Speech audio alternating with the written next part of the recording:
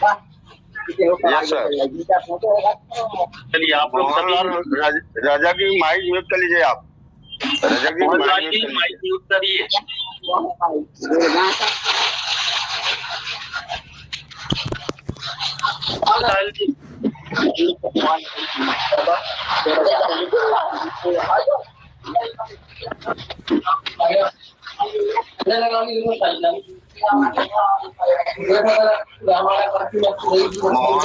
रजक जी mic mute कर लीजिए please. Rajak जी आवाज जा रही है तो माइक म्यूट कर लीजिए आप।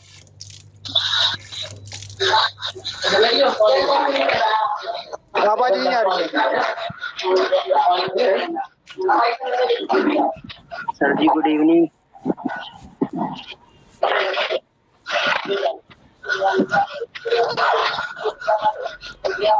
सर जी गुड इवनिंग।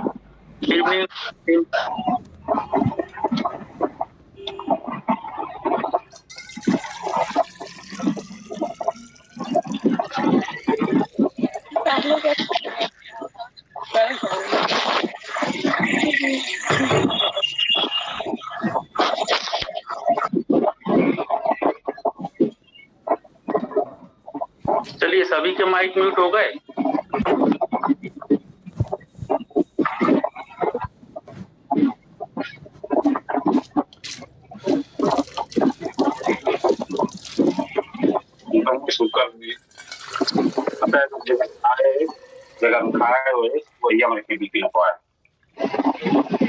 चलिए शुरू करते हैं। हम कल हम पढ़ रहे थे मिड ब्रेन।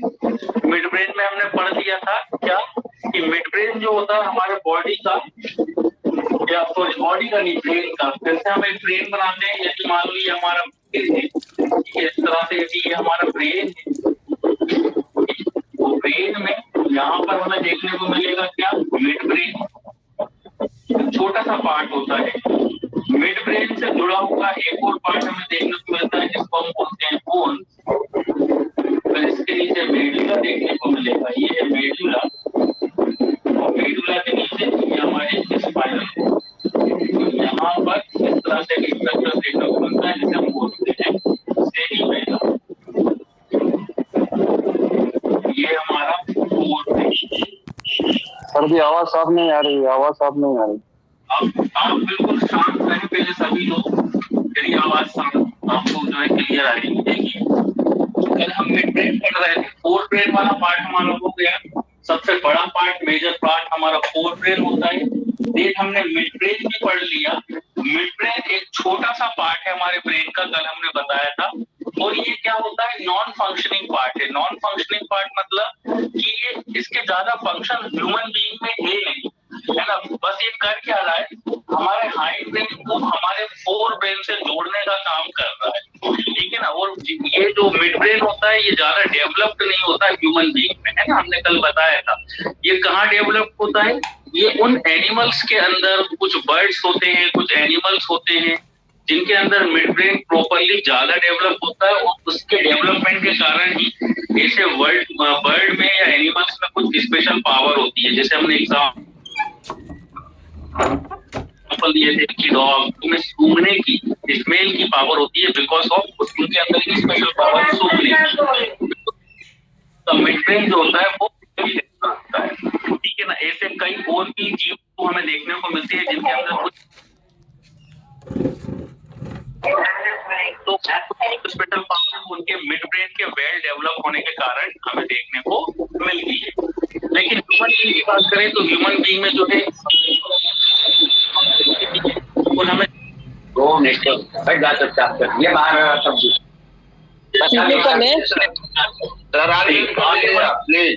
ऑल म्यूट कर दीजिए सर, नहीं समझ में आ रहा है लोग का। ऑल म्यूट कर देंगे हम, सही बात है। फिर हमारी आवाज नहीं आएगी तो हम नहीं जानते। प्लीज सर कर दीजिए, क्या पूरी क्लास डिस्टर्ब हो जाती है। प्लीज सर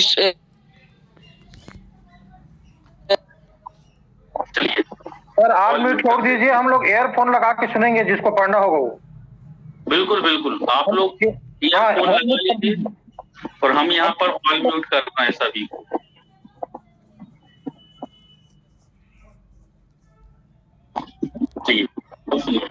अब किसी को आवाज नहीं आती है तो हम कुछ नहीं कर सकते बिकॉज ऑफ देखिए डिस्टरबेंस होता है ना। आप लोग ये चीजों को समझते हैं नहीं। आज हम बात करेंगे हाइंड ब्रेन, जो हमारा ब्रेन का लास्ट पार्ट बचा है, हाइंड ब्रेन। ठीक है, अभी ब्रेन खत्म नहीं हुआ, लेकिन जो अभी अपन ब्रेन पढ़ रहे हैं, नर्वस सिस्टम तो खत्म नहीं हुआ, लेकिन ब्रेन का हमारा लास्ट पार्ट है हाइंड ब्रेन। तो हाइंड ब्रेन के बारे में बात करेंगे। हाइंड ब्रेन के अंदर हमने 3 चीजों को रखा था। हमने बताया था हाइंड ब्रेन में हमारी क्या क्या चीजें होती है, सेरिबेलम, सेरिबेलम, बोन्स, और थर्ड पार्ट तो हमारा मेडुला, थर्ड पार्ट था हमारा मेडुला। इन 3 को, मतलब सेरिबेलम, ये वाला पार्ट हुआ सेरिबेलम, ये वाला पार्ट हुआ बोन्स, और ये जो नीचे का पार्ट है इसे हम मेडुला बोलते हैं, और मेडुला फिर नीचे जाके स्पाइनल कॉर्ड से कनेक्ट हो जाता है। तो आज हम बात करेंगे सेरिबेलम, बोन्स और मेडुला, मतलब hind brain, last part of the brain. तो चलिए सबसे पहले हम देखेंगे सेरिबेलम। सेरिबेलम के क्या क्या फंक्शन होते हैं, जरा ध्यान दीजिएगा। सेरिबेलम जो है बहुत ही मजेदार एक हमारे ब्रेन का पार्ट है, बहुत ही इसका फंक्शन भी बड़े मजेदार है। ठीक है ना, बड़े कमाल के फंक्शंस करता है सेरिबेलम। ध्यान से आप देखिएगा कि सेरिबेलम करता क्या क्या है। तो बात कर रहे हैं हम सेरिबेलम की। सेरिबेलम जो है वो 3 मेन फंक्शंस को परफॉर्म करता है। 3 इसके मेन फंक्शंस है, ठीक है ना, उनको जरा ध्यान से आप देखिएगा कि क्या क्या 3 फंक्शंस है। चलिए नंबर 1 फंक्शंस की बात करें तो पहला फंक्शन इसका होता है, पहला फंक्शन सेरिबेलम का body balance. Body balance, body balance. तो पहला फंक्शन इसका क्या हो गया, बॉडी के बैलेंस को मेंटेन करना। देखिए हमने जब ईयर पढ़ा था तब ईयर में भी हमने बताया था कि ईयर भी क्या करता है, बॉडी बैलेंस को मेंटेन करता है, हमारे बॉडी के बैलेंस को बनाए रखता है। एक और है जिसे हम बोल रहे हैं सेरिबेलम। तो सेरिबेलम भी क्या कर रहा है, हमारे बॉडी के बैलेंस को बनाए रखता है, लेकिन ये किस तरह से बनाए रखता है वो हम देखेंगे। ठीक है ना, बॉडी बैलेंस का दूसरा नाम क्या है, इक्विलिब्रियम।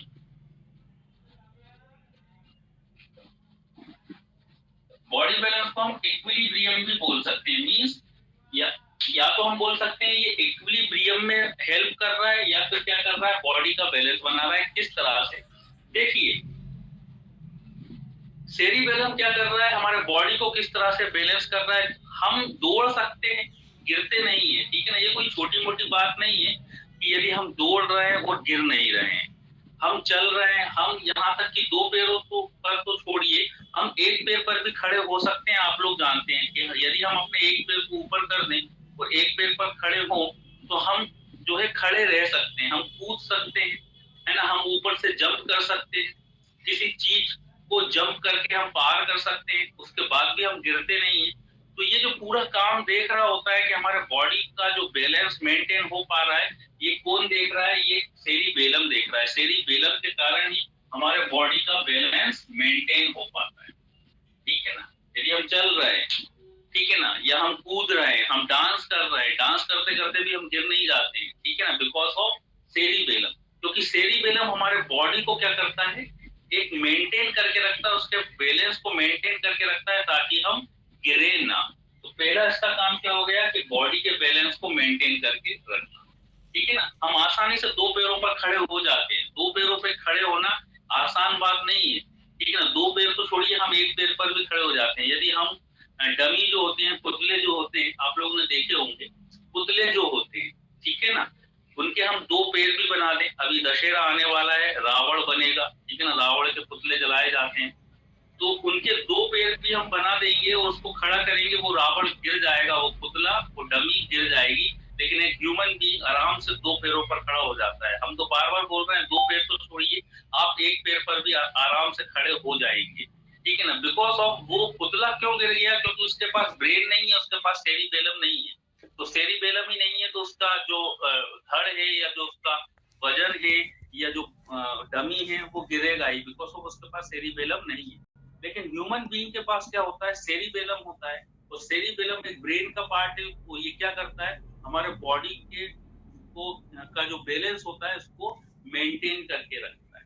ठीक है ना, वो सेरिबेलम का क्या है, ये धीरे धीरे धीरे जो है अपने आप को डेवलप करता है। जैसे कि यदि आप सोचे एक छोटा बच्चा है ना, 2 साल का बच्चा या 1 साल का बच्चा है, वो खड़ा नहीं हो सकता है ना, वो खड़ा नहीं हो पाएगा, बिकॉज ऑफ अभी उसका सेरिबेलम प्रॉपर तरीके से क्या नहीं हुआ है, डेवलप नहीं हुआ है।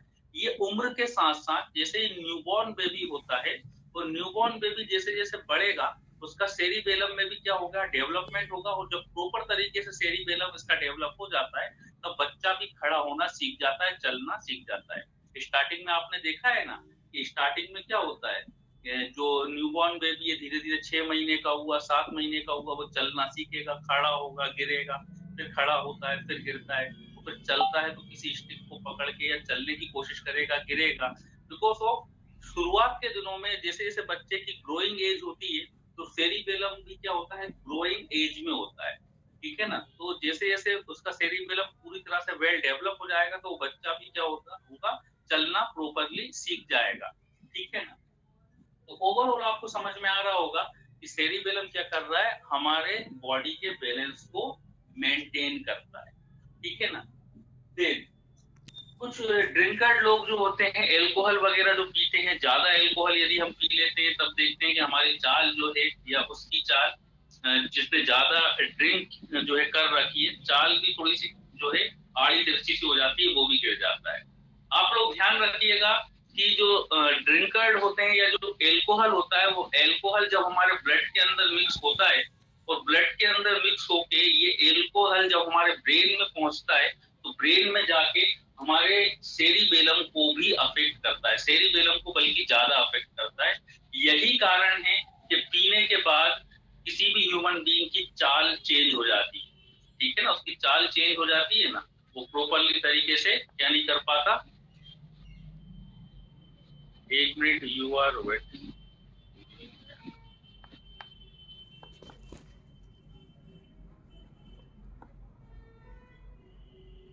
आप लोगों को आवाज आ रही है हमारी? मैसेज करिए। आप लोगों को आवाज आ रही है? कोई मैसेज करिए,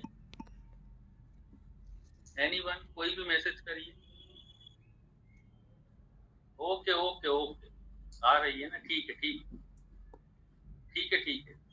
क्योंकि हमारे स्क्रीन पर कुछ मैसेजेस आ रहे थे कि चलिए कंटिन्यू करते हैं ना। बस बस बस ठीक है, अब रहने दीजिए, अब मत करिए मैसेज। ओके भाई, अब सुन लीजिए आप। तो एक्चुअली होता क्या है, जो एल्कोहल होती है, ठीक है ना, जब एल्कोहल हमारे ब्लड के अंदर मिक्स होगी और ये जो ब्लड के अंदर मिक्स होके सर्कुलेशन के थ्रू जब हमारे ब्रेन के अंदर जाती है तो ब्रेन में जाके किसको इफेक्ट करती है, वो सेरिबेलम को इफेक्ट करती है। यही कारण है कि ज्यादा पीने के बाद व्यक्ति प्रॉपरली ठीक से चल नहीं पाता है, गिर जाता है ना, लड़खड़ाता है। वो लड़खड़ा क्यों रहा है, देखो तो सेरिबेलम अफेक्ट हो गया। अब सेरिबेलम अफेक्ट हो गया, टेम्परेरी अफेक्ट हो गया, ठीक है ना। फिर जब वो एल्कोहल का इम्पैक्ट सेरिबेलम से हटेगा फिर प्रॉपरली वो चल पाएगा। तो यही कारण है, ठीक है। तो आप तो यहाँ पर आप समझ पा रहे होंगे कि कितना मेन इम्पोर्टेंस जो है इम्पोर्टेंट काम कर रहा है हमारा सेरिबेलम, हमारे बॉडी के बैलेंस को मेंटेन करके रखता है। तो यही कारण है कि छोटे बच्चे जो है शुरुआत में ही नहीं चल पाते हैं, बिकॉज ऑफ अभी हमने बताया क्यों नहीं चल पाते हैं, क्योंकि सेरिबेलम भी ग्रोइंग एज के साथ साथ डेवलप होता है, ठीक है ना। फिर वो बॉडी के बैलेंस को मेंटेन करने में पूरी तरह से सक्षम हो पाता है जैसे जैसे उसकी एज बढ़ती जाती है, ठीक। तो पहला काम तो हो गया, बॉडी के बैलेंस को क्या कर रहा है, ये मेंटेन करके रख रहा है। अब दूसरे फंक्शंस की ओर हम बढ़ते हैं। दूसरा फंक्शन है इसका बॉडी पोजीशन। पहला था बॉडी बैलेंस, दूसरा फंक्शन है इसका बॉडी पोजीशन। बॉडी पोजीशन कि ये बॉडी के पोजीशन को भी मेंटेन करते रखता है, या फिर हम कह सकते हैं हमारे बॉडी के पोजीशन को हमें अवेयर करता है, हमें बताता है। अब इसको आप ऐसे समझ सकते हैं जैसे कि फॉर द एग्जांपल आपकी यदि आंखों को बंद कर दें हम, ठीक है ना, किसी पेशेंट्स की, किसी ह्यूमन बीइंग की हम आंखें बंद कर दें। अब आंखें बंद करके या कोई ब्लाइंड पर्सन है, यदि उसको बिठा देंगे हम, बिठाने के बाद उसको हमने खड़ा कर दिया, खड़ा करने के बाद हमने उसको लिटा दिया, तो उसे पता रहेगा कि मुझे बिठाया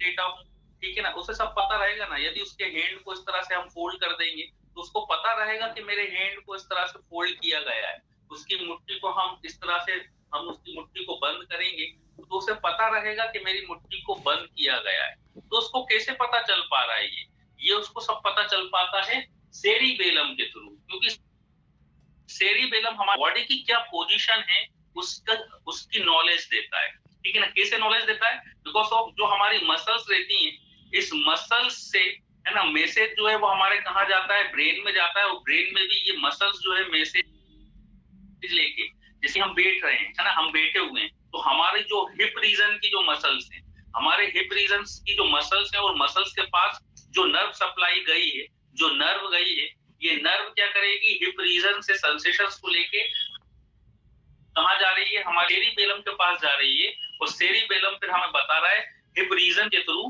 कि हिप रीजन की मसल्स से मैसेज आ रहा है, इट मींस अभी आप बैठे हुए हो। यदि मान लो हम लेटे हुए हैं, मान लो हम सुपाइन पोजीशन में लेटे हुए हैं, तो हेड से लेके हमारे बेक रीजन से लेके पीछे तक हिप रीजन तक की जो जितनी भी बेक रीजन की जो मसल्स हैं, वहां की जो नर्व सप्लाई है, तो यहाँ के से जो है नर्व सप्लाई गई है हमारे बेक रीजन में, हिप कहाँ से लेके, हेड से लेके हमारे कमर तक और पैरों तक। यदि हम सुपाइन पोजीशन में लेटे हुए, यदि हमारी आंखें भी बंद है तो भी हमें पता रहेगा ना, बिकॉज ऑफ यहाँ की जो मसल्स हैं पूरे, ये पूरी के पूरी मसल्स के पास जो नर्व गई है, ये नर्व मैसेज लेके कहाँ जाएगी, हमारे सेरिबेलम के पास जाएगी, और सेरिबेलम फिर क्या बताएगा कि आप लेटे हुए हो। भले ही आपकी आंखें बंद क्यों ना हो, भले ही कोई पर्सन ब्लाइंड क्यों ना हो, लेकिन उसे उसकी पोजीशन पता रहती है कि हम लेटे हैं, बैठे हुए हैं या लेटे हुए हैं, हम किस करवट लेटे हुए हैं, राइट साइड लेटे हैं या लेफ्ट साइड लेटे हुए हैं।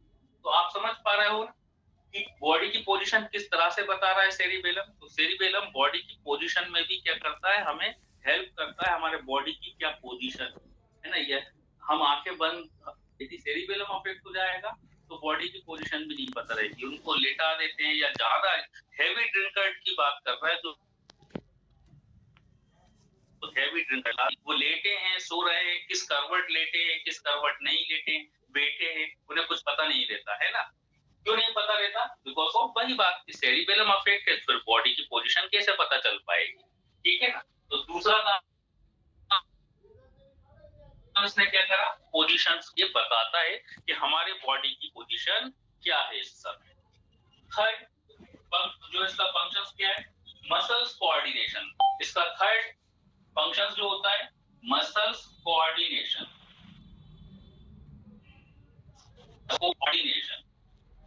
और मसल्स कोऑर्डिनेशन क्या देखिए, इसका तीसरा फंक्शन जो कि मेन इंपोर्टेंट, हमने बताया ना 3 मेन फंक्शंस होते हैं।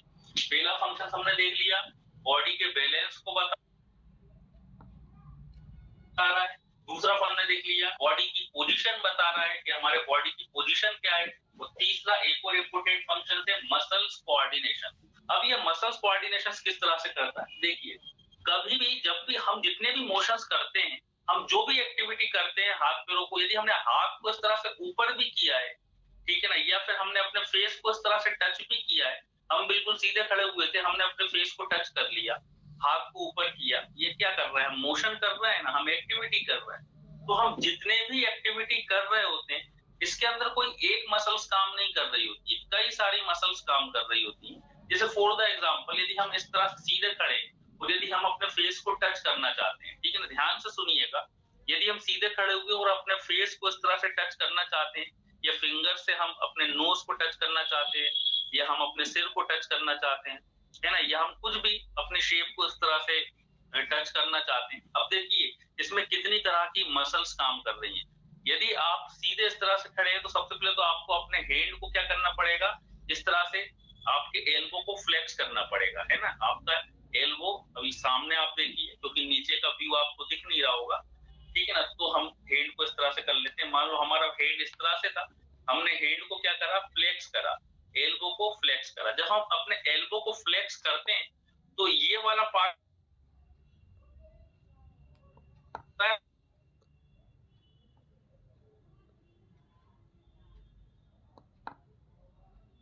में जब हम फ्लेक्स करते हैं तो क्या होती है, एंटीरियर कंपार्टमेंट की मसल्स कॉन्ट्रैक्ट होंगी और पोस्टीरियर कंपार्टमेंट की मसल्स रिलैक्स होंगी, तो हुआ क्या था, जब हमने अपने एल्बो को इस तरह से फ्लेक्स करा था, एंटीरियर कंपार्टमेंट की मसल्स क्या हुई,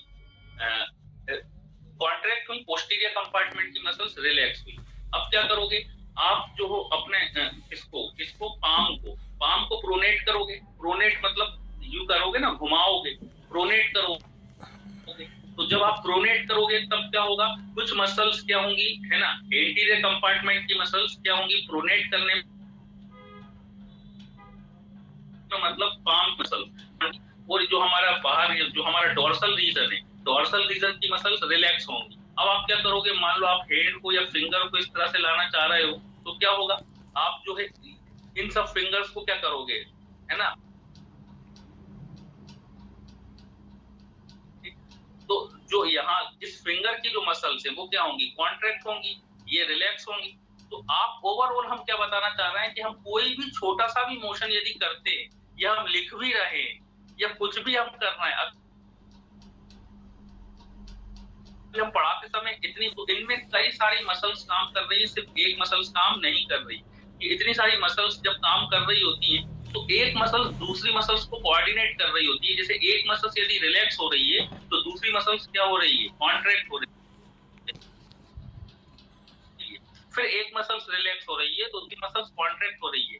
तो ये जो मसल्स का कोऑर्डिनेशन हो पा रहा है, ये कोऑर्डिनेशन भी कौन देख रहा होता है, सेरिबेलम ही देख रहा होता है। मतलब सेरिबेलम के थ्रू ही हम क्या कर पाते हैं, मसल्स को कोऑर्डिनेट कर पाते हैं। मतलब मसल्स का आपस में जो तालमेल का मतलब होता है तालमेल बिठाना, है ना। एक मसल्स का कॉन्ट्रैक्ट होना, दूसरी का रिलैक्स होना, फिर एक मसल्स का कॉन्ट्रैक्ट होना, दूसरी मसल्स का रिलैक्स होना, ठीक है ना। कभी कभी दो मसल्स भी जो है वो दो मसल्स भी कॉन्ट्रैक्ट हो रही हैं, फिर दो मसल्स रिलैक्स हो रही हैं। तो इस तरह से कोई भी जब हम मोशंस कर रहे होंगे, कोई भी हम एक्टिविटी कर रहे होंगे, तब क्या होता है, कुछ मसल्स हमारी कॉन्ट्रैक्ट हो रही होती हैं और कुछ मसल्स हमारी रिलैक्स हो रही होती हैं।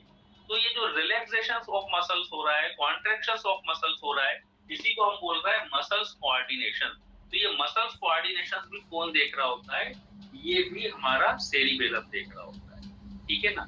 फिर यहाँ पर हम आ जाते हैं, एक एग्जांपल और दे देते हैं इसको और अच्छे समझने के लिए। वही ड्रिंकर जो लोग होते हैं, या जो हैवी ड्रिंकर होते हैं, उन्हीं का एग्जांपल यहाँ दे देते हैं कि जिसने ज्यादा पी ली है, हैवी ड्रिंकर हो गया, मतलब उसका सेरिबेलम अफेक्ट हो गया है। अब उसका सेरिबेलम अफेक्ट हो गया है, अब उसने ज्यादा पी ली है, ठीक है ना। यदि उसका हाथ हम इस तरह से उठाएंगे, फिर नीचे हो जाएगा, क्योंकि ज्यादा पी ली है ना। वो अपने मसल्स को क्या नहीं कर पाता, उसकी जो मसल्स होती है वो कोऑर्डिनेशन में नहीं आ पाती, ठीक है ना। इसलिए तो वो प्रॉपर मोशन नहीं कर पाता, ठीक है ना। उससे कहेंगे हाथ उठाओ, वो हाथ उठा लेगा, ठीक है ना, या फिर उठा ही नहीं पा रहा है, या जैसे तैसे उठा भी लिया, अपने आप क्या हो जाएगा, नीचे हो जाएगा। होता है ना जो ज्यादा पी लेते हैं, ठीक है ना। यदि उसको हमने बिठा दिया तो बैठ जाओ, वो वहीं के वहीं लुढ़क जाएगा। मतलब क्या हो रहा है, क्योंकि उसकी मसल्स प्रॉपरली कोऑर्डिनेट नहीं हो पा रही। वो मसल्स प्रॉपरली कोऑर्डिनेट क्यों नहीं हो पा रही हैं, बिकॉज ऑफ उसका सेरिबेलम अफेक्ट है। क्योंकि सेरिबेलम ही तो क्या कर रहा है, मसल्स को प्रॉपरली कोऑर्डिनेट कर पाता है। या फिर जो छोटे बच्चे होते हैं, न्यूबॉर्न बेबी होते हैं, उसका इस तरह से हाथ ऊपर उठा दोगे तो नीचे हो जाएगा। छोटे बच्चे जो हैं, 6 महीने के बच्चे, 7 महीने के बच्चे, वो भी, क्योंकि उनके भी मसल्स का कोऑर्डिनेशन प्रॉपरली नहीं हो पा रहा है, बिकॉज ऑफ उनका भी सेरिबेलम प्रॉपरली डेवलप नहीं हुआ है, तो मसल्स का कोऑर्डिनेशन भी प्रॉपरली नहीं हो पाएगा। तो आप लोग अच्छे से समझे होंगे। 3 फंक्शंस को एक बार फिर से रिवाइज करवा देते हैं। इन तीनों फंक्शंस को ध्यान से सुनिएगा। पहला फंक्शन क्या हुआ, बॉडी बैलेंस, कि बॉडी के बैलेंस को मेंटेन कर रहा है, ठीक है ना। दूसरा फंक्शन बॉडी पोजीशंस, की बॉडी की पोजीशंस को मेंटेन कर रहा है, हमारे बॉडी की पोजीशंस क्या है ये उसको बताता है। तीसरा फंक्शन मसल्स कोऑर्डिनेशन, कि हमारे बॉडी में जितनी भी मसल्स हैं, या हम जितने भी क्या करते हैं, फंक्शंस को परफॉर्म करते हैं, जितने भी हम मोशन करते हैं, जितनी भी हम एक्टिविटी करते हैं, उनमें मसल्स का एक बहुत ज्यादा रोल होता है। तो मसल्स को ये क्या कर रहा है, कोऑर्डिनेट। एक मसल्स यदि कॉन्ट्रैक्ट हो रही है तो दूसरी रिलैक्स हो रही होती है, फिर एक कॉन्ट्रैक्ट होगी, दूसरी रिलैक्स होगी। तो इनके बीच जो तालमेल बैठ सके, इन मसल्स के बीच प्रॉपरली तालमेल बैठ सके, ये पूरा काम सेरिबेलम देख रहा होता है। तो समझ में आपको आया होगा, इसका जल्दी से स्क्रीनशॉट ले लीजिए।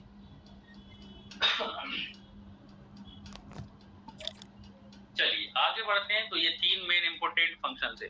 अच्छा, एक चीज और है, एक फंक्शन और परफॉर्म करता है ये,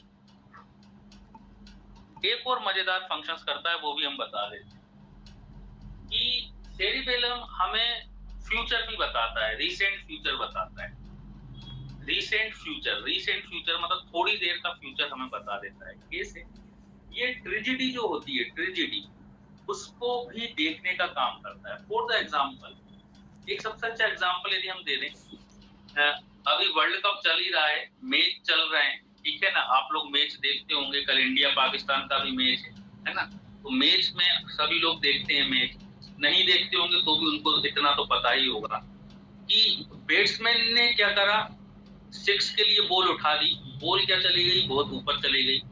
अब जो फील्डर्स होता है, वो फील्डर भागता भागता भागता जाएगा, बॉल के पास जाएगा, ठीक है ना, बॉल कहाँ जा रही है वहीं जाएगा ना वो, और बॉल के नीचे आके क्या हो जाएगा, खड़ा हो जाएगा, मतलब जहां पर बॉल नीचे गिरेगी खड़ा हो जाएगा, ठीक है ना।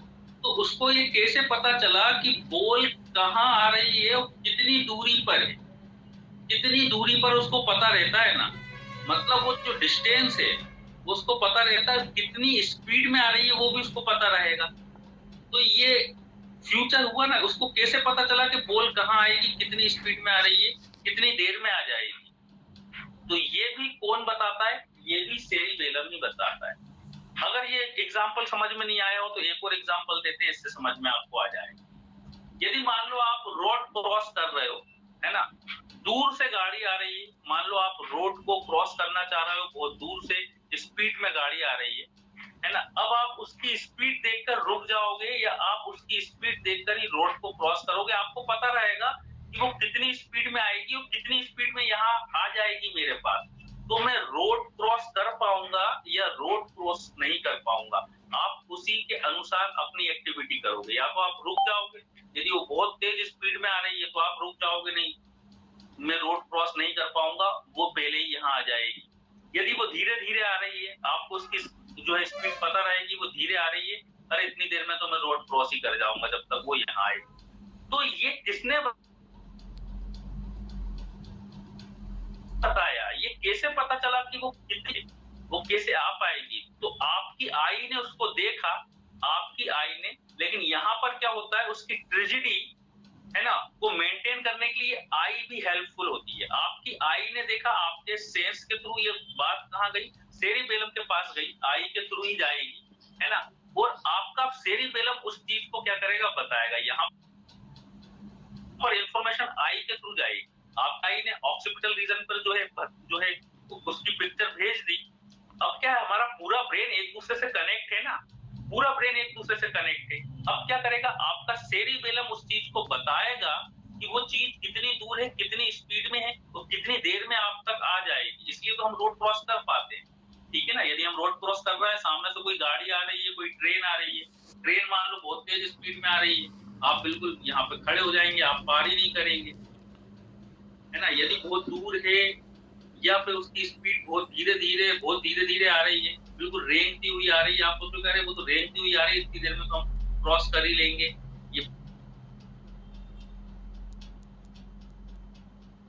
कि वो कितनी धीरे है, वो यहाँ तक आ पाएगी, उससे पहले हम निकल जाएंगे, ये पूरा का पूरा काम देख रहा होता है हमारा सेरिबेलम। तो सेरिबेलम हमें कुछ देर का फ्यूचर भी बता देता है कि कितनी देर में कोई चीज आएगी, ठीक है ना। कोई बॉल हमने तो कितनी देर में नीचे जाएगी, हमें पता रहता है ना कितनी देर में नीचे आएगी, या फेंकने के बाद अब हम बिल्कुल सोच में पड़ जाते हैं, पता नहीं कब आएगी वो नीचे, ऐसा नहीं होता ना, बिकॉज ऑफ सेरिबेलम हमें बता देता है कि वो कितनी देर में, उसकी ट्रेजेडी क्या है, थोड़ी देर की हमें ये ट्रेजेडी बताता है, ट्रेजेडी को मेंटेन करता है। तो मेन फंक्शन सेरिबेलम के यही होते हैं, पहले 3 ये तो लिखना ही है, ये तो हमें पता होना ही चाहिए। फोर्थ नंबर का फंक्शन अभी हमने बता दिया, वो भी हमें पता होना चाहिए। चलिए, तो सेरिबेलम के बाद अब बात करते हैं पोन्स और मेडुला की। दूसरा हमारा जो हाइंड ब्रेन का पार्ट है, दूसरा वो है पोन्स। दूसरा पार्ट हमारा क्या था, सेरिबेलम तो हमारा हो गया, दूसरा पार्ट है हमारा पोन्स, ठीक है। अब पोन्स क्या करता है, बोन्स के दो ही मेन फंक्शन, बोन्स दो तरह के मेन फंक्शंस करता है, ठीक है ना। पहला फंक्शन क्या है कि ये फेशियल एक्सप्रेशन जो होते हैं, हमारे जो फेशियल एक्सप्रेशन है, फेशियल एक्सप्रेशन को मेंटेन करता है। हमारा फेस बता देता है हम दुखी हैं, हम ज्यादा खुश हैं, दुख में हैं, टेंशन में हैं, ठीक है ना। किसी भी तरह की यदि हमें कोई टेंशन होती है तो फेस बता देता है। यदि हम सैड हैं तो फेस से पता चल जाता है ना, लोग पूछते भी हैं क्या बात है आज बड़े सैड से दिख रहे हो। या मान लो हम ज्यादा खुश हैं तो लोग पूछते हैं, तो वो कैसे पूछ रहे हैं, फेस को देखकर। तो फेस जो है हमारा बता देगा, फेस जो है हम दुख में हैं, खुश में हैं, सैड है, टेंशन है, ठीक है ना, जॉय में है। तो ये जो हमारे फेशियल एक्सप्रेशन होते हैं, जितने भी हमारे फेशियल एक्सप्रेशन होते हैं, इन फेशियल एक्सप्रेशंस जो है वो मेंटेन करता है, हमारा बोन्स वाला पार्ट मेंटेन करता है। फेशियल एक्सप्रेशन आते हैं बिकॉज ऑफ हमारी फेशियल मसल्स, ठीक है ना, फेशियल मसल्स। वो फेशियल मसल्स को कौन जो है कंट्रोल कर रहा है, हमारा बोन्स। तो बोन्स क्या करता है, हमारे फेशियल एक्सप्रेशंस को भी मेंटेन करके रखता है, ठीक। दूसरा जो इसका फंक्शन है कंट्रोल ब्रीथिंग। दूसरा फंक्शन क्या है, कंट्रोल ब्रीथिंग। कंट्रोल ब्रीथिंग हमारे ब्रीथ को भी कंट्रोल करता है। देखो ब्रीथ को कंट्रोल कर रहा है, लेकिन सेंटर की यदि हम बात करें तो सेंटर कहाँ होते हैं इसके, वो होते हैं मेडुला के अंदर, है ना। ब्रीथिंग सेंटर कहाँ होंगे, मेडुला के अंदर होंगे, जो अभी हम पढ़ेंगे। इसका नेक्स्ट जो है हमारा पार्ट, तीसरा पार्ट मेडुला। तो ब्रीथिंग सेंटर या रेस्पिरेटरी सेंटर होते मेडुला में, लेकिन कंट्रोल कौन करता है, कंट्रोल करता है बोन्स। बोन्स के थ्रू क्या होते हैं, हमारे ब्रीथिंग सेंटर्स भी कंट्रोल होते हैं। तो दो ही फंक्शंस हैं बोन्स के, ज्यादा इसके ज्यादा फंक्शंस ऐसे है नहीं। तो दो फंक्शंस हमें याद रखना है कि हमारे फेशियल एक्सप्रेशंस को कंट्रोल करता है बोन्स, और दूसरा हमारी ब्रीथिंग को कंट्रोल करता है। जो हम ब्रीथ कर पा रहे हैं ना, यदि हम सो रहे होते हैं, ठीक है ना, मान लो हम सो रहे हैं तो हमारी ब्रीथिंग ऐसा तो नहीं होता ना कि हम सो रहे हैं, या कभी कभी हमें पता नहीं रहता, कभी कभी क्या मोस्ट ऑफ द टाइम हमें पता ही नहीं रहता कि हम ब्रीथ कर भी रहे हैं कि नहीं। जब हम ध्यान देने लगेंगे तब हमें पता रहेगा, लेकिन अभी इससे पहले आपको पता ही नहीं था कि आप ब्रीथ कर भी रहे हैं कि नहीं। तो ये कैसे तो ये इसको मेंटेन कौन कर रहा है, हमारा बोन्स ही मेंटेन कर रहा है ना। मान लो हम सो गए, अब सो गए तब भी हम ब्रीथ करते रहते हैं ना, तो कैसे कर पा रहे हैं, सोने के बाद हम कैसे कर पा रहे हैं, ठीक है ना, क्योंकि हमारा बोन्स उस जब हम जो है ध्यान भी नहीं देंगे हमारी ब्रीथिंग पर, तो भी तो हम अपने आप ब्रीथ करते ही रहते हैं ना। अभी मान लो हम खुद से सांस लेंगे तो ठीक है, लेकिन यदि हम हमारा ध्यान हमारे रेस्पिरेटरी वाले पार्ट से हटा देंगे, मान लो हमने हमारा ध्यान हटा दिया, अभी कुछ देर बाद आपका ध्यान आपके रेस्पिरेटरी वाले पार्ट से हट जाएगा, तो भी तो आप ब्रीथ कर रहे होगे ना। ध्यान करने के बाद भी तो वो कौन देख रहा है, वो देख रहा है बोन्स देख रहा है। तो बोन्स इस पर जो है मेंटेन करता है हमारी ब्रीथिंग। तो समझ में आया, बोन्स के दो काम हो गए, फेशियल एक्सप्रेशन और हमारी ब्रीथिंग। तीसरा पार्ट जो है हमारा अब बचा, लास्ट बचा मेडुला, है ना। सेरिबेलम हो गया, बोन्स हो गया। अब तीसरा पार्ट जो कि सबसे लास्ट पार्ट होता है ब्रेन का, इस तरह से तीसरा सबसे लास्ट पार्ट होता है, ये है हमारा मेडुला। और मेडुला के बाद यहाँ से क्या जुड़ जाती है, हमारी स्पाइनल कॉर्ड जुड़ जाती है। यहाँ से हमारी क्या जुड़ जाएगी, फिर स्पाइनल कॉर्ड। ये क्या हो गई, हमारी स्पाइनल कॉर्ड। मेडुला जुड़ा रहेगा। मेडुला जो है बिल्कुल लोअर पार्ट होता है, ये वाला यहाँ पर, ठीक है ना, लोएस्ट पार्ट होता है मेडुला, ठीक है ना। और मेडुला के बाद फिर यहाँ से हमारी स्पाइनल कॉर्ड जुड़ जाएगी, क्योंकि स्पाइनल कॉर्ड भी क्या है, हमारे ब्रेन का ही पार्ट है। तो ब्रेन का हम कह सकते हैं इलोंगेटेड पार्ट, ब्रेन का इलोंगेटेड पार्ट स्पाइनल कॉर्ड है। और यहाँ से हमारा स्कल खत्म हो जाता है, यहाँ से हमारा स्कल कहाँ तक है, स्कल जो है मेडुला तक है। फिर यहाँ से हमारी रीढ़ की हड्डी, तो यहाँ पर हमारी क्या हो जाएगी, हमारी वर्टिब्रा आ जाएगी। इस तरह से वर्टिब्रा के अंदर क्या देखने को मिलेगा, वर्टिब्रा के अंदर हमें स्पाइनल कॉर्ड देखने को मिलेगी। यहाँ पर खत्म हो गया हमारा ब्रेन। अब हम इसकी बात कर लें मेडुला। मेडुला का पूरा नाम हमें पता होना चाहिए। मेड्यूला का पूरा नाम है मेड्यूला ऑब्लॉन्गेटा, मेड्यूला ऑब्लॉन्गेटा, ठीक है ना। इसका पूरा नाम क्या है? मेड्यूला ऑब्लॉन्गेटा, ऑब्लॉन्गेटा। तो कंफ्यूज नहीं होना है। मेड्यूला का पूरा नाम क्या है? मेड्यूला का पूरा नाम है मेड्यूला ऑब्लॉन्गेटा, मेड्यूला ऑब्लॉन्गेटा, है ना। शॉर्ट में मेड्यूला मेड्यूला बोल देते हैं, लेकिन पूरा नाम इसका हमें पता होना चाहिए, मेड्यूला ऑब्लॉन्गेटा, ठीक है। अब इसके हम फंक्शन पढ़े कि मेड्यूला क्या क्या करता है। कई तरह के फंक्शंस करता है ये, है ना। पहला फंक्शन ये हमारे कफ, जो हम कफ खांसते हैं जो हम, वो किस कारण से खांस पाते हैं? हमारे मेड्यूला के कारण खांस पाते हैं। तो हमारे कफ को मेंटेन करने का काम कर रहा है। यदि आप खांस रहे हो, ठीक है ना, तो वो मेड्यूला उसको देख रहा होता है, ठीक है ना। पहला कफ, दूसरा स्नीज, स्नीज, आप छींकते हो, ठीक है ना, तो वो भी किस कारण से छींक पा रहे हो? मेड्यूला। जैसे मान लो हम कफ और स्नीज कब आती है? जब कोई भी चीज हमारे रेस्पिरेटरी ट्रैक्ट को, मतलब नेजल ट्रैक्ट को जब क्या करे? इरिटेट करे, तब हम स्नीजिंग करेंगे। और यदि कोई चीज हमारे डाइजेस्टिव जो है, हमारा जीआई ट्रैक्ट है, उसको यदि क्या करे? इरिटेट करे, मतलब ईसोफेगस को यदि इरिटेट करे, तब हम कफ करते हैं। तो कफ कब होगा? जब वो हमारे ईसोफेगस को इरिटेट करेगा, है ना। और स्नीजिंग कब होगी? जब हमारे नेजल, मतलब ट्रेकिया वाले पार्ट को क्या करे? इरिटेट करे कोई भी। तो मान लो कि कोई डस्ट का पार्टिकल नोज में चला जाए, नोज में जाएगा तो हम छींकने लगते हैं ना। नोज में कोई डस्ट का पार्टिकल चला जाए, साबुन चला जाए नोज में, कुछ ऐसा बाहर का पार्टिकल, यदि कीड़ा भी चला जाए तो हम छींकने लगेंगे। तो ये छींके क्यों? हम स्नीजिंग करवाई किसने? ये स्नीज मेड्यूला ऑब्लॉन्गेटा ने। तो स्नीजिंग कौन देख रहा होता है? मेड्यूला ऑब्लॉन्गेटा। ऐसे ही कफ, यदि मान लो कोई चीज हमारे कहाँ चले जाए? हमारे ईसोफेगस में चले जाए, तो हम खांसने लगते हैं। तो ये जो कफ है, ये किसने करवाया? ये खांसने की प्रोसेस किसने करवाई? मेड्यूला ने। कि कोई फॉरेन पार्टिकल यदि हमारे उसमें जा रहा है ईसोफेगस में, या फॉरेन पार्टिकल हमारे नेजल कैविटी में जा रहा है, तो फॉरेन पार्टिकल है, तो ब्रेन के मेड्यूला को पता चल जाता है कि फॉरेन पार्टिकल नेजल कैविटी में आ रहा है, या फॉरेन पार्टिकल ओरल कैविटी में आ रहा है। तो हमें क्या करवाना है? स्नीज करवाना है, ताकि वो फॉरेन पार्टिकल बाहर आ सके, या फिर वो फॉरेन पार्टिकल हमारे जो है बक्कल कैविटी से बाहर आ सके, क्योंकि फॉरेन पार्टिकल बाहर का पार्टिकल है ना। इसलिए ये क्या होता है? ये प्रोसेस होती है। तो याद रखना है, ये प्रोसेस हमारा ब्रेन का जो है मेड्यूला वाला पार्ट करवाता है। स्नीज हो गया, कफ हो गया। इसके अलावा और क्या फंक्शन करता है ये?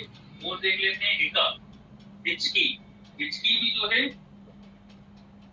हिकअप, हिचकी भी किस कारण से आती है? मेड्यूला के कारण आती है। तो हिचकी करवाएगा, स्नीजिंग करवाएगा।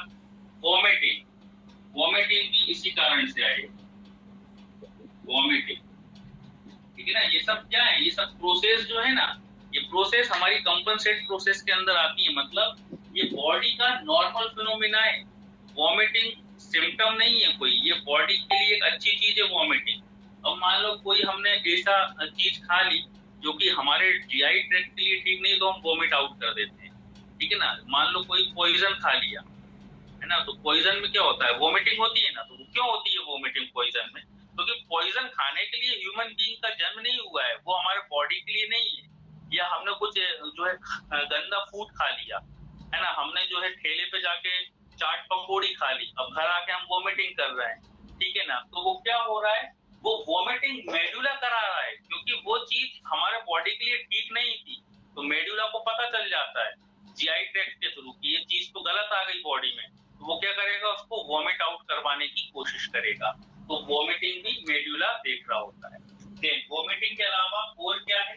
हमारे कुछ ऑर्गन को भी मेंटेन करता है, ब्लड प्रेशर भी मेंटेन करेगा, ठीक ना। हमारे ब्लड प्रेशर को मेंटेन करता है मेडुला, ठीक। और क्या करेगा? हमारे हार्ट रेट को, हमारा हार्ट प्रॉपर्ली काम कर रहा है ना, हार्ट प्रॉपर्ली बीट कर रहा है, ठीक है ना। हम सो जाएंगे तो भी हार्ट बीट करता रहेगा, तो हमारे हार्ट रेट को मेंटेन कर रहा है, ब्लड प्रेशर को, ठीक है ना। देन यहाँ पर क्या होते हैं? रेस्पिरेटरी सेंटर, रेस्पिरेटरी सेंटर भी यहीं पर देखने को मिलेंगे, रेस्पिरेटरी सेंटर, तो हमारे रेस्पिरेशन को भी ये कुछ हद तक मेंटेन करेगा, है ना। पोन्स भी करता है, मेडुला भी करता है। रेस्पिरेटरी सेंटर्स के काम दोनों देखता है, पोन्स भी और मेडुला भी। देख ब्रीथिंग हो गई, बीपी हो गया, हिकअप हो गया, है ना, वोमिटिंग हो गया। तो इस तरह के ये हमारा डाइजेशन भी यही देख रहा होता है, डाइजेशन, ठीक है ना। रीनल काम, एक्सक्रीशन, हमारे बॉडी का जो एक्सक्रीशन का काम, मतलब जो किडनी अपना काम कर रही है, किडनी अपना काम प्रॉपर तरीके से कर रही है नहीं, तो ये काम भी हमारा मेडुला देख रहा होता है। तो कितने तरह का ये काम मेडुला करता है ना। फिर से देख लीजिए, cough, sneezing, hiccup, vomiting, blood pressure, heart rate, respiratory centres, digestion और एक्सक्रीशन। तो इतने सारे काम मेडुला ऑब्लंगेटा देख रहा होता है, क्योंकि ये ब्रेन का पार्ट है, तो ऑब्वियस सी बात है काम तो ब्रेन के पास ज्यादा होते ही, ठीक है। तो ये रहा हमारा आज का खत्म, हाइंड ब्रेन। तो हमने जो है ब्रेन शुरू किया था, तो ब्रेन में हमने फोर ब्रेन पढ़ लिया, मिड ब्रेन पढ़ लिया और हाइंड ब्रेन पढ़ लिया। ओवरऑल हमने यहाँ पर हर एक चीज पढ़ ली। नेक्स्ट लेक्चर में, कल के लेक्चर में हम पढ़ेंगे स्पाइनल कॉर्ड। थोड़ा सा ब्रेन को जितना अभी तक हमने पढ़ा है उसको एक अपन शॉर्ट जो है क्विक रिवाइज करेंगे एक बार ना, 10-15 मिनट हम जो है एक बार क्विक रिवाइज कर देंगे, ताकि जो पूरा ओवरव्यू है, जो अभी तक हमने जो पूरा प्रारूप पढ़ा है, वो पूरा का पूरा आपके दिमाग में सेट हो जाए। तो फोर ब्रेन में ये चीजें थी, ये फंक्शंस थे। फिर मिड ब्रेन आया, मिड ब्रेन में ये फंक्शंस थे, है ना। और उसके बाद हाइंड ब्रेन आया, हाइंड ब्रेन में ये फंक्शन, ठीक है ना। अब हम जो है यहाँ से अनम्यूट कर रहे हैं। किसी को कोई क्वेश्चन हो तो एक एक करके पूछ सकते हैं, एक साथ कोई ना पूछे। चलिए, आवाज आ रही है हमारी? समझ में आया? पैरालाइसिस होता है, हो जाता है जब सेरिब्रल जो है इसका हिस्टामिन से क्या रिलेशन है सर? कफ और सीरीज का हिस्टामिन से क्या रिलेशन है? स्क्रीनशॉट लेना सर, थोड़ी साइड हो जाइए। एक एक करके पूछिए। स्क्रीनशॉट लेना सर, थोड़ी साइड हो जाइए। सर ये जो स्नीज है, खांसना और छींकना, इसका उसका हिस्टामिन से क्या रिलेशन है? हिस्टामिन से, हिस्टामिन से देखो, हिस्टामिन क्या है एक्चुअली? हिस्टामिन क्या है? एंटी एलर्जिक सब्सटेंस है हिस्टामिन, ठीक है, एंटी एलर्जिक सब्सटेंस। अब क्या होता है जब ये एंटी एलर्जिक सब्सटेंस हमारे बॉडी में, एक्चुअली देखिए कि इंफॉर्मेशन जो जाएगी तो वो डायरेक्टली तो नहीं चली जाएगी ना, उसके लिए किसी कनेक्शंस की जरूरत है। तो एक प्रकार से हिस्टामिन एक कनेक्शन कर रहा है कि वो मैसेज कहाँ जा सके, मेडुला के पास जा सके। तो हम कफ करेंगे और स्नीज करेंगे, क्योंकि स्नीजिंग हो रही है और कफिंग यदि हो रही है, तो स्नीजिंग होना, कफिंग होना, वोमिटिंग होना, ये हम कह रहे हैं फीवर भी आना, ये जितने भी सिम्टम्स होते हैं ये हमारे बॉडी के प्रोटेक्टिव सिम्टम है। ये इसके थ्रू हमें पता चल पाता है कि हमारे अंदर कोई प्रॉब्लम आ रही है। जैसे कि यदि कोई ऑब्जेक्ट हमारे नोज में चला जाए, यदि हम नींद में भी होंगे तब भी हम छींक देंगे, हम अनकॉन्शियस रहेंगे तब भी हम छींक देंगे। क्यों छींक देंगे? बाहर से यदि कोई ऑब्जेक्ट हमारे नोज में गया है, ठीक है ना, अब क्या होगा, अब ये मैसेज कहाँ पहुंच गया? ऑब्लांगटा के पास, है ना, मेडुला ऑब्लांगटा के पास। वो स्नीज करवा के उस ऑब्जेक्ट को बाहर निकालने की कोशिश करेगा, क्योंकि वो चीज हमारे बॉडी के लिए एसेंशियल नहीं है ना। समझ पा रहे हैं कि नहीं? आए समझ? जी सर, ब्रेन का पैरालिसिस कैसे हो जाता है सर? ये पैरालाइसिस होता है जब सेरिब्रम से अफेक्ट होता है। एक एक करके पूछा करिए, एक एक करके प्लीज। देखिए एक क्वेश्चन हो रहा है, पैरालिसिस किस कारण से होता है? पैरालिसिस अपन एब्नॉर्मलिटी पढ़ेंगे जब अपन पहले नर्व तो पढ़ लें, नर्व पढ़ाएंगे तो वहां पर हम पैरालिसिस भी पढ़ाएंगे। Paralysis is related to nerve, is related to spinal cord. तो अभी अपन ने स्पाइनल कॉर्ड नहीं पढ़ा, नर्व नहीं पढ़ा, तो पैरालिसिस ऐसे समझ में नहीं आएगा, वो वहां पढ़ा देंगे। सर जी ब्रेन के कौन सा फंक्शन डिसफंक्शन होने की वजह से चक्कर आते रहते हैं पेशेंट को लंबे समय तक? हाँ, वेरी गुड। देखिए चक्कर का यदि आप बात करें तो अभी हमने सेरिबेलम पढ़ा। सेरिबेलम हमारे बॉडी के बैलेंस को क्या करना है? मेंटेन करना है, ठीक है ना। सेरिबेलम ही करता ना, यदि सेरिबेलम अफेक्ट होने लगेगा तो क्या होने लगेगा? हम जो है अपने बॉडी, चक्कर में क्या होता है, हम अपने बॉडी को के बैलेंस को मेंटेन नहीं कर पाते और हम गिर जाते हैं, ठीक है ना। सेरिबेलम भी अफेक्ट हो सकता है। तो 10 के काढ़े कैप्सूल दे दो आप। डालेगा वाले नहीं आ रही नहीं है। सर आंसर दे रहे हैं सभी लोग, अनम्यूट रखे प्लीज, म्यूट रखे प्लीज, म्यूट रखे। सफिशिएंट है आपकी समझ में आया पूरा ब्रेन। करेक्ट क्वेश्चन जी सर जी नहीं हुआ। प्रोबेटिक ज्यादा खड़ी गोली दे दो, खड़ी गोली। इरफान खान माइक म्यूट कर लीजिए प्लीज। दूसरे को डालना, मेरे को नहीं डालना, इसको मेरे मामा को डालना। मामा काय के लिए सर लड़की को तो बेहोशी का क्या कारण है सर? इरफान खान दुकान मत चलाओ। इरफान खान जी माइक म्यूट करे, इरफान खान जी माइक म्यूट करे पहले आप। बेहोशी का क्या कारण होता है सर? देखिए अगर आपके अब कोई क्वेश्चन है तो हमें जो है आप मैसेज कर दें, बता दें, तो अपन कल की क्लास में उसको कर लेंगे। पहले क्वेश्चंस पे ही चले जाएंगे, क्योंकि यहाँ पे होता क्या है कि सब एक साथ बोल रहे हैं, माइक अनम्यूट हमने करा तो आवाजें आने लगी, वो हरी को के पन्नी की कोई गोली ही दिए जा रहे हैं, तो भाई ठीक है ना, आप म्यूट करके हरी पन्नी की गोली दीजिए जो भी दे रहे हैं। चलिए, है ना, समझ में आया आप लोगों को?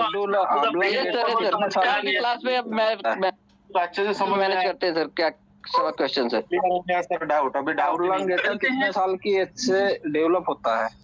क्या मेडुला ऑब्लांगेटा कितने साल की उम्र से, जैसे बच्चे 8 साल 10 साल या 5 साल के बाद में डेवलप होता है? ऐसा नहीं है कि मेडुला ऑब्लांगेटा किसी एज के साथ डेवलप होगा। देखिए मान लो अभी मेडुला इतना बड़ा है, अभी डेवलप नहीं हुआ, जैसे जैसे बच्चा बढ़ता जा रहा है उसका मेडुला भी बढ़ता जा रहा है, डेवलप होता जा रहा है वो। ऐसा नहीं होता है कि किसी प्रॉपर एज में, किसी प्रॉपर ईयर में जाके वो पूरी तरह से डेवलप हो जाएगा। जैसे जैसे क्या होगा, बच्चे की एज बढ़ती जा रही है ना, पूरी तरह से डेवलप जो है 7 साल 6 साल के बाद पूरी तरह से डेवलप होने लगेगा। 6-7 साल का जब बच्चा होता है, मेडुला भी पूरी तरह से जो है वेल डेवलप हो जाता है। सर जैसे बच्चे में रीजनिंग और तर्क शक्ति आती है, समझ जाओ कि बच्चे का जो ब्रेन है डेवलप हो चुका। हाँ बिल्कुल, यदि वो रीजनिंग कर सकता है तो ये मान के चलिए उसका ब्रेन जो है वो डेवलप हो चुका है। बस अब क्या करना है उसे, अब उसे अपने ब्रेन को जो भी चीजें वो लर्निंग कर रहा है, सीख रहा है, उसको प्रॉपर तरीके से व्यवस्थित करके रखना है, ठीक है ना। वो तो हमारे ऊपर ही रहेगा कैसे हमें रखना है, ठीक है ना। चलिए तो मिलते हैं अब कल, क्योंकि क्लिनिक का भी टाइम हमारा हो गया है, तो कल मिलते हैं। Thank you sir, thank you sir, good night. Okay sir, thank you sir. Good night, thank you sir, thank you very much sir. Good night हो गया है ज्यादा।